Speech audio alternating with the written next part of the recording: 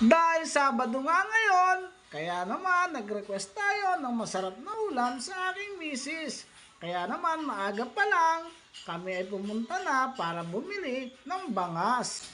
Nang makabili kami, ay sinamahan na rin namin nitong kayumito.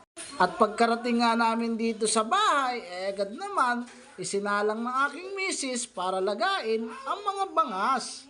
At nang ito'y malambot na, agad namang nilagyan ng samya ng aking misis. Ito yung pampalasa dito. Nilagyan niya ito ng sibuyas, bawang at saka bulaklak ng saging na yun ang magpapalambot sa ating karne. At nang matimplahan na nga ito ng aking misis, ay hinintay na lang namin ang mag 15 minutes para makakain na kami. At makalipas nga ang 15 minutes, ay eto na nga at nagsimula na kami para kumain. Kaya naman sa part na ito ay naglagay na ako ng aking ulam sa tasa. At nang makapaglagay na nga ako ay agad ko naman tinikman ang sabaw. Talaga nga naman sabaw pa lang ay mapapasabi ka ng ulam na. Kaya naman nang kumuha ako ng laman ay eto nga at talagang napakalambot.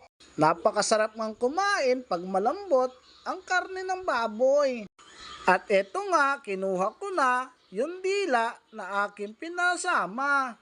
Kaya naman napaparami tayo ng kain ngayon. Dahil nga sa napasarap tayo ng kain, mapapansin nyo, meron tayong ditong pineapple juice.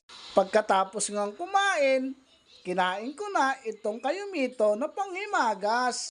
At nang matapos ko ang kainin ng kayumito, ito na nga at binuksan ko rin pineapple juice. Kaya mga kachong, salamat sa inyong suporta sa aking mga video. Thank you!